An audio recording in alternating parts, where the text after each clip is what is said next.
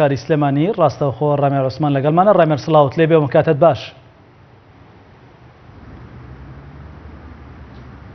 بەڵێ ئەم کاتەی ئێوەش باش کاکزانە. ڕامێر جوڵەی هاوڵاتیان لە ناو شار و شەقامەکان و کردنەوەی بازارەکان چۆنە و ئەو هێزەمنەی کە لە ناو شاردا بڵاوی پێکراوە تاکو ئێستاش هەر لەوەیە؟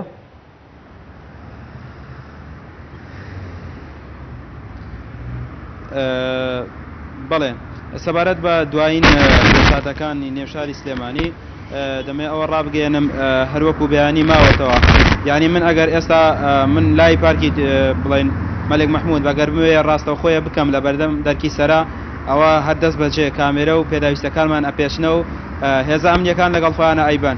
یعنی هیچ ڕۆژنامە نووسێک تەنانەت بۆی نییە کە کامێرە دەربێنێ یا مایک دەربێنێ یا تەنانەت بە موبایل ڕسمێ بگرێت لەبەر دەرکی سەرا زۆربەی شوێنەکانی تر.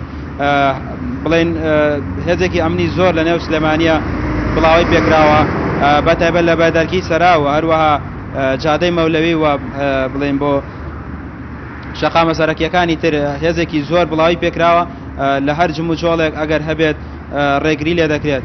ئەمڕۆ هیچ بڕیارێکی خۆپشاندان نەبووە لە شاری سلێمانی بۆی ئەوەی کە ڕێوشوێنێکی تون گیراوەتە بەر بۆ هۆیشەوە ینی ئەو ڕێکخراوانەی کە بڕیار وابوو خۆپشاندان ئەنجام بدەن ینی پاشگز بوونەتەوە لەوە و هەروەها دەبێت ئامەشە بۆ بکەم مامۆستانی ناڕازی بڕیاریان داوە لە چەند ڕۆژی ئایندە دەستکەنەوە بە ئەنجامدانی گربوونەوە خۆپشاندان. بەڵام کە من قسەم لەگەڵیان ناکردووە لەبەر ئەو ڕێوشێنە توندەی کە گیراوەتە بەر لە ئێستادا ناوێرن ینی چۆن ئەڵێ ترسی ئەواکەن کە بیانگرن یان بێسەر شوێنیان بکەن بۆیە ئەڵێن تا دۆخەکە تۆزێ ینی تۆزێ ئاساییە بێتەوە خۆپشاندان ئەنجام نەدەن.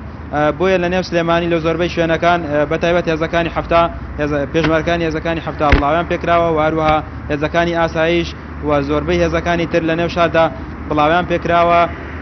ینی ڕێوشوێنێکی توندیان گرتوتە بەر لە هەر ئەگەرێک لە هەر جم و جۆڵێک ئەگەر پێشتاو بکەوێت ئەو کەسانی کە بیانەوە خۆپشاندان ئەنجام بدەن ئێشتا لە پارێزگای سلێمانی دەست بەجێ دەستگیریانەکەن نایڵن بە هیچ شێوەیەک هیچ جم و جۆڵێکی خۆپشاندان هەبێت. زۆر باشە ڕامێر سەبارەت بە دەنگۆی ئازادکردنی کۆمەڵێک چالاکوان و بەشداری خۆپشاندانەکان لە دوو ڕۆژی ڕابردوودا پەرلەمانتارێکی هەرێمی کوردستان ڕایگەیاند کە نزیک بە 450 هاوڵاتی دەستگیر کراون. تا ئێستا و دەستگیر کراوانە لە بەندیخانەکاندان یاخود ئازاد کراون. کاکزانە بەباشی گوێویستی پرسیارەکە نەبووم بەڵام ئەوەی کە تێی گەیشتم مەبەست دەستگیرکردنی هاوڵاتیانە ئەوەی کە هەیە نزیکەی 400 بۆ 500 کەس ینی هەبێت دەستگیر کراوە و ینی فەرمانی گرتنیان بۆ دەچۆ بەتایبەت ئەمانەی کە دەستیان هەبووە لە سەرەتای خۆپشاندانەکانەوە یان ئەوانەی چۆنەڵێ دەستیان هەبووە لە سوتاندنی بارەگا یان هەڵکوتانە سەر بارەگا زۆربەی ئەو ناوانەی کە هەیە وەکو لیز نەلایەن فەرمانی دەستگیرکردنیان بۆ دەرچووە و بەشێکی زۆریش لە هاوڵاتیان بەتایبەت چالاکانی خۆپشاندەران دەستگیر کراون و تا ئێستاەوەی کە من بزانم بەشێکیان ئازاد نەکراون تاوەکو ئێستا لە زیندان ماونەتەوە. بەڵێ ڕامێر عوسمان پەیامنێری پێیام زۆر سپاس کە ڕاستەوخۆ لەگەڵمان بووی.